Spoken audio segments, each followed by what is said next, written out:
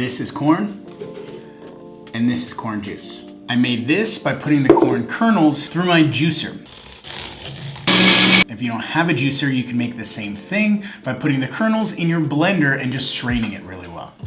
We're gonna use our corn juice or corn milk here in this case to make one of probably my favorite things. In the restaurant, we call it corn pudding.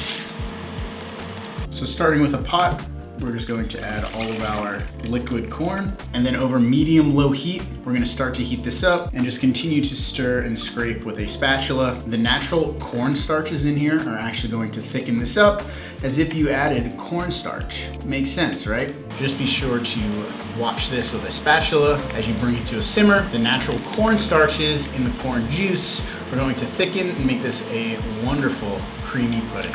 Just a pinch of salt. You could add other spices or herbs to this, like garlic or chili. Sometimes I like to add a little bit of butter, but otherwise I just keep it plain.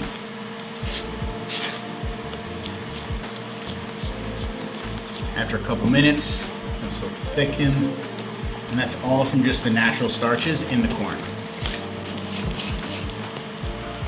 So like I said, at this point, after a few minutes, it thickens, it's ready to go. You can season it up. Sometimes I'll finish it with a little bit of butter. It's great for grilled veggies or grilled meats, but honestly, I just like to eat it by the spoonful. Yeah, that's really good.